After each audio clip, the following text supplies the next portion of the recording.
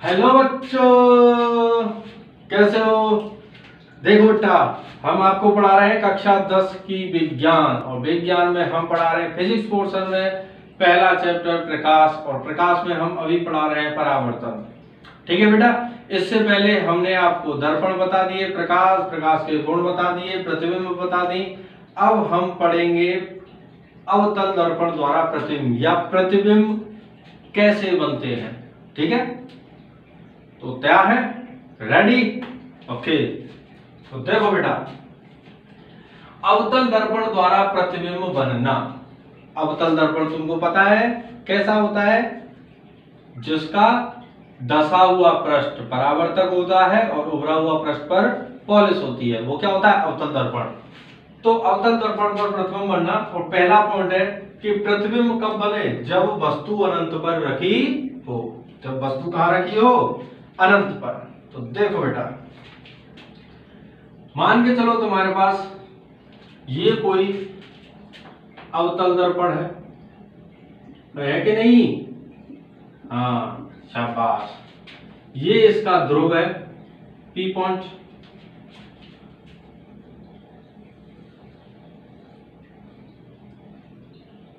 और ये इसका मुख्य अक्ष है, और ये इसका वक्रता केंद्र है C। अगर कोई वस्तु अनंत पर रखी है, जब वस्तु अनंत पर रखी है तो प्रकाश की किरण भी कहां से आएंगी? अनंत से आएंगी। और जब प्रकाश की किरणें अनंत से आती हैं तो वो अनंत से आने वाली किरणें हमेशा इस मुख्य अक्ष के क्या चलती हैं?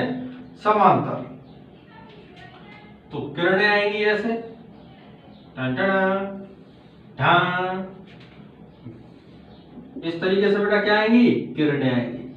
और फिर मैंने तुमको बताया था कि जो किरणें मुख्य अक्ष के समांतर आती हैं वह फोकस बिंदु से होकर परावर्तित होती हैं। इस तरीके से चली जाएंगी। ये तुम्हारा जो पॉइंट है वो क्या होगा? फोकस बिंदु। ये क्या होगा? फोकस बिंदु। इसका मतलब जब इससे किरणें टकराकर जब हमारे इस दर्पण पर पड़ेंगी और दर्पण से टकराकर एक के फोकस बिंदु पर आएंगी, तो ये बहुत बड़ी चीज हमको यहां पर दिखाई देगी। कहां पर दिखाई देगी?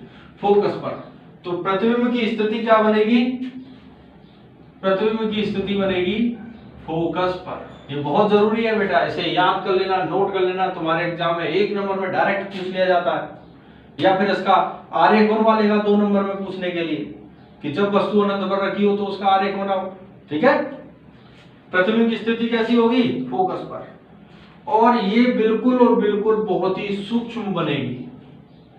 और इसकी जो प्रकृति होगी, कैसी प्रकृति होगी? उल्टी या सीधी? प्रतिबिंब कैसी बनेगी? उल्टी या सीधी? तो देखो बेटा, ये जितनी भी किरणें हैं, कौन सी किरणें हैं? वास्तविक किरणें हैं। और वास्तविक किरणों से बनी प्रतिबिंब वास्तविक होती है, और वास्तविक जो प्रतिबिंब होती है वो कौन सी होती है? हाँ शाबाश, जो वास्तविक प्रतिबिंब होती है वो हमेशा उल्टी होती है। तो प्रकृति क्या होगी? इसकी प्रकृति होगी वास्तविक एवं उल्टी। वस्तु से वस्तु वैसे है, प्रतिबिंब ऐसे आएगी। ठीक है, अब प्रतिबिंब का आकार क्या हुआ? अब यहां पर तुमको ये वस्तु दिखाई दे रही है नहीं? क्या कैसा दिखाई दे रहा है? पॉइंट। तो बहुत ही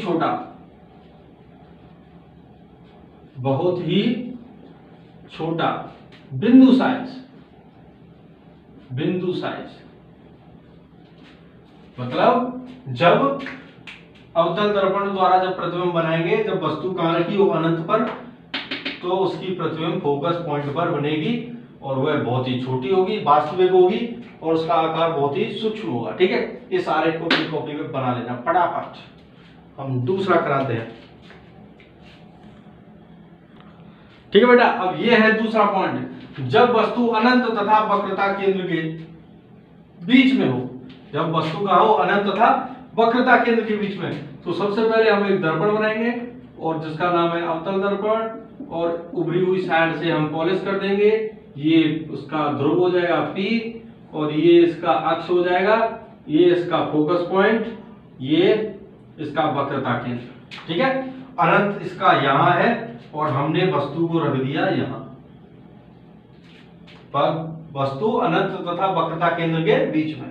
ठीक है, तो अब इससे जाने वाली जो किरणें होंगी, जाने वाली किरणें कैसे कौन सी होंगी? तो वस्तु चले किरणें एक ऐसे जाएगी, हो सकता है सीधे सीधे जाए, इसके समांतर समांतर जा रही है ना मुख्य अक्ष के। जब मुख्य अक्ष के समांतर जा रही है तो कहां से होकर वापस आएगी? फोकस पॉइंट से होकर वापस आएगी। क्लियर है बात? क्लियर है बिल्कुल। और दूसरी हो सकता है वो वक्रता केंद्र से जाए, जब वक्रता केंद्र से जाती है तो उसी रास्ते से वापस आती है। तो दोनों किरणें कहां मिल रही हैं?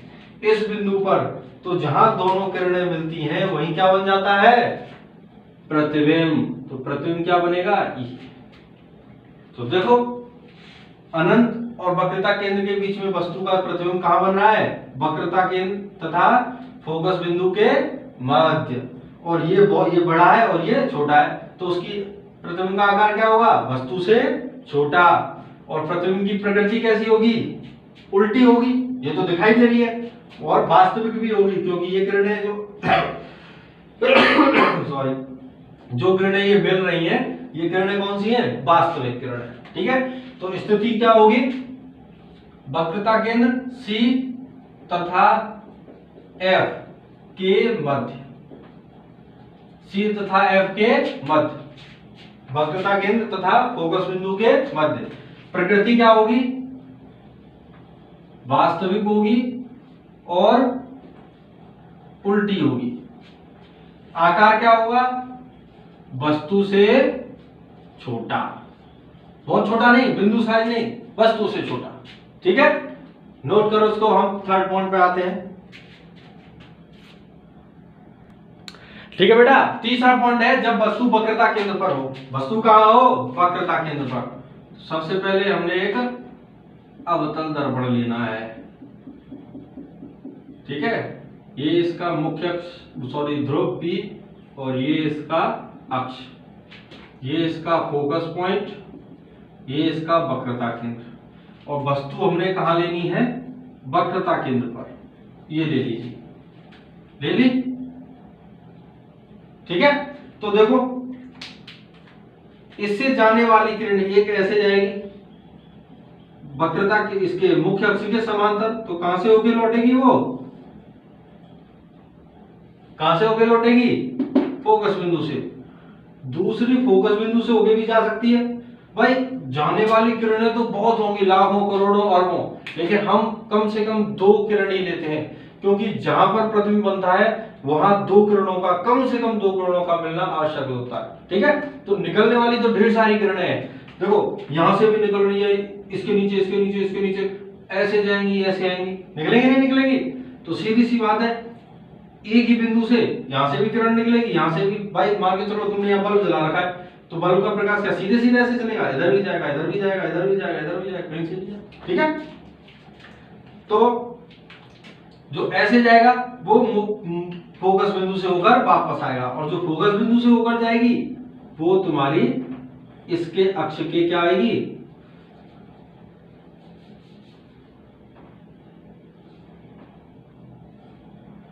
ठीक है, इस अक्ष के समांतर लौटेगी। तो प्रतिबिंब कहां बनेगी? यहां।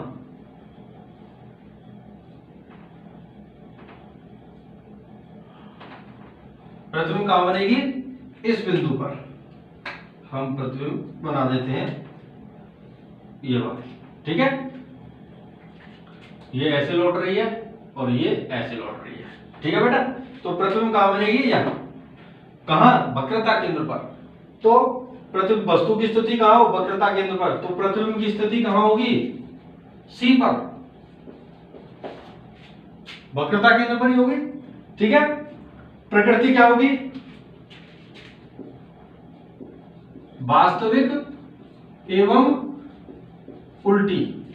वास्तविक होगी वस्तु, प्रतिबिंब कैसी होगी? वास्तविक होगी और उल्टी। और आकार क्या होगा? आकार तुमको दिख रहा है, क्या है? वस्तु के बराबर। वस्तु के बराबर, इसका आकार क्या होगा, वस्तु के बराबर। नोट करो, हम फोर्थ पॉइंट लेते हैं। ठीक है बेटा, फोर्थ पॉइंट है आपका, जब वस्तु की स्थिति कहां हो, सी तथा एफ के मध्य, वक्रता केंद्र तथा फोकस दूरी के मध्य। ये तुम्हारा अवतल दर्पण है, ध्यान रखना, अभी हम अवतल दर्पण के लिए करा रहे हैं, फिर उत्तल दर्पण के लिए कराएंगे। ठीक है, ये इसका पी पॉइंट ध्रुव, ये इसका अक्ष, यहां पे इसका फोकस पॉइंट, यहां पे इसका वक्रता केंद्र। तो वस्तु हमने ली है यहां, वस्तु कहां ली है, यहां ले ली हमने। तो देखो बेटा,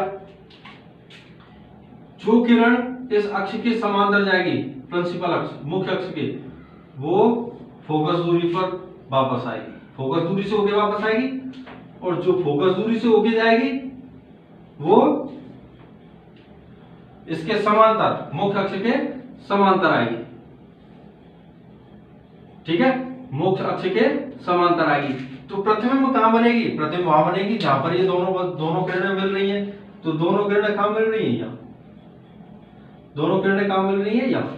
तो प्रतिबिंब कहां बनेगा, यहां, प्रतिबिंब कहां बनेगी, यहां, सी के परे या सी और अनंत के बीच में। ठीक है, और देखो ये वस्तु से क्या है, बड़ी है, और उल्टी और वास्तविक है। तो हम स्थिति लिख देंगे, प्रतिबिंब की स्थिति कहां होगी, सी के परे, वक्रता केंद्र के परे, यहां वैसे बोल सकते हैं वक्रता केंद्र तथा अनंत के बीच में। ठीक है, प्रतिबिंब की प्रकृति क्या होगी, वास्तविक होगी और उल्टी। ठीक है, और प्रतिबिंब का आकार क्या होगा, वस्तु से बड़ा, वस्तु से, ठीक है, बड़ा होगा, वस्तु से क्या होगा, बड़ा। इसके नोट करो, हम नेक्स्ट पॉइंट पे चलते हैं। ठीक है बेटा, नेक्स्ट पॉइंट है कि जब वस्तु कहां हो, फोकस पर। तो वस्तु फोकस पर, तो सबसे पहले अवतल दर्पण, ठीक है, ये इसका ध्रुव और ये इसका मुख्य अक्ष, यहां पर F, थोड़ा बड़ा दूर बना लेते हैं, यहां F और यहां पर C, और वस्तु रखी है आपकी, ये देखो फोकस पर, वस्तु फोकस पर रखी है। अब इसका किरण आरेख बनाते हैं कि देखो एक किरण तो ऐसे जा रही है, इस प्रिंसिपल अक्ष, मुख्य अक्ष के समांतर, कहां से होकर लौट रही है, फोकस से होकर ही लौटेगी। दूसरी किरण इस तरीके से गई, जैसे गई वो वैसे ही वापस आएगी। तो देखो बेटा, ये कहीं मिल रही है क्या, कहीं मिल रही है, नहीं मिल रही। तो हम ये कह सकते हैं कि ये कहां जाके मिलेंगी, अनंत पर जाके मिलेंगे। ठीक है भाई, पैरेलल चल रही है, तो पैरेलल वाली जो चीज है वो अनंत पर जाके क्या होती है, मिलती है। ठीक है, तो हम ऐसा कर सकते हैं, प्रतिबिंब की स्थिति जो होगी वो कहां होगी, प्रतिबिंब की स्थिति अनंत पर, प्रतिबिंब की प्रकृति वास्तविक और उल्टी, और आकार क्या होगा, बहुत बड़ा, बहुत बड़ा आकार क्या होगा, बहुत बड़ा, वस्तु से बहुत अत्यधिक बड़ा। ठीक है, जब पहले वस्तु जब अनंत पर रखी थी तो फोकस पॉइंट पर मिला था, कैसा मिला था, वस्तु कैसे भी रखी हो, ठीक है, फोकस पॉइंट पर बिंदु साइज का मिला था। जब वस्तु फोकस पर रखी है तो अनंत लंब, ठीक है, कितना बड़ा मिलेगा, अनंत। इसको उतारो, नेक्स्ट पॉइंट पर आते हैं। समझ में तो आ रहा होगा ना।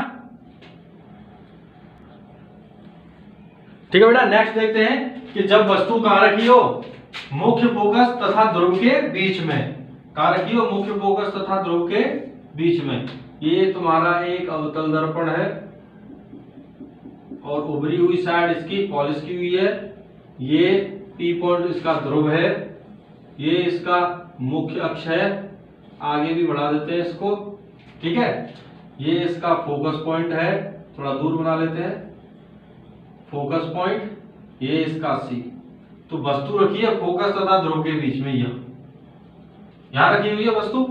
ठीक है, तो अब इसका किरण आरेख बनाते हैं। एक ऐसे जाएगी और कहां से होकर आएगी, इस फोकस पॉइंट से होकर जाएगी। ठीक है, अरे थोड़ी सी टेढ़ी चली गई है, कोई बात नहीं।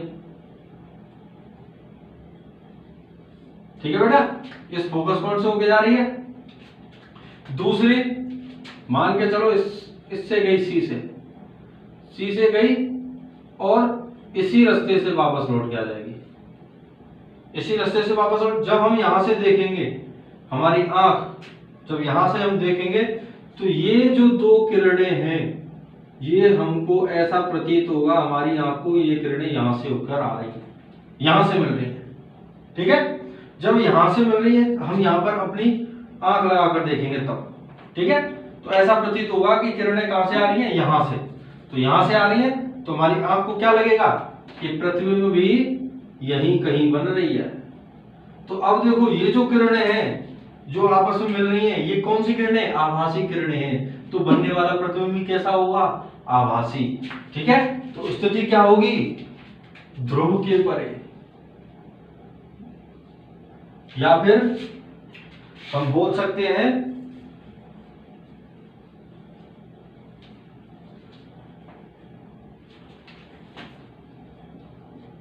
दर्पण के पीछे। भाई दर्पण के पीछे बन रहा है, प्रकृति क्या है, अब ये वास्तविक तो नहीं है, कौन सा है, आभासी, क्योंकि ये आभासी किरणों से बन रहा है। और सीधा सीधा है कि नहीं, उल्टा थोड़ी है, सीधा बन रहा है। और आकार कैसा है इसका, वस्तु से बड़ा, बड़ा है कि नहीं बेटा, आई बात समझ में। चलो अब हम कराते हैं, यही 6 पॉइंट है इसके अवतल दर्पण के। ठीक है, 2 पॉइंट है उत्तल दर्पण के, वो भी हम करा देते हैं। ठीक है बेटा, इसको नोट करो। ठीक है बेटा, अब हम कराएंगे उत्तल दर्पण के लिए, किसके, उत्तल दर्पण के लिए। तो ये कह रहा है कि जब वस्तु कहां हो, अनंत पर हो, तो सबसे पहले तो हमको एक उत्तल दर्पण बनाना पड़ेगा, उत्तल दर्पण। ठीक है, और उत्तल दर्पण में इस जगह से क्या होती है, पॉलिश की होती है, और ये उभरा हुआ जो भाग होता है ये परावर्तक पृष्ठ होता है। ये P है, तो ये हमने मान लिया इसका मुख्य अक्ष, यहां पर हमने मान लिया F और यहां मान लिया C, वक्रता के। अब वस्तु कहां रखी हो, अनंत पर, ये इसके लिए क्या है, अनंत है, इसके लिए क्या है, अनंत। अनंत मतलब इस दर्पण से काफी दूर, बहुत दूर। ठीक है, तो यहां से जब तो ज्यादा ही बड़ा बन गया है, तो प्रतिबिंब छोटा बनाते हैं थोड़ा, क्योंकि हमारा दर्पण तो छोटा रह गया। ठीक है, यहां से देखो जब एक प्रतिबिंब जाएगी, सॉरी एक किरण जाएगी इस तरीके से, और वह ऐसे परावर्तित हो जाएगी। ठीक है, दूसरी जाएगी वो इस तरीके से परावर्तित हो जाएगी, होगी कि नहीं होगी, ठीक है, इस तरीके से परावर्तित हो जाएगी। ठीक है, तो जब हम यहां पर अपनी आंख के कारण देखेंगे तो ये जो 2 किरणें हैं, ये जो 2 किरणें हैं हमको फोकस बिंदु पर मिली हुई प्रतीत होंगे। हमको ऐसा लगेगा कि ये जो 2 किरणें हैं कहां से आ रही हैं, फोकस बिंदु से।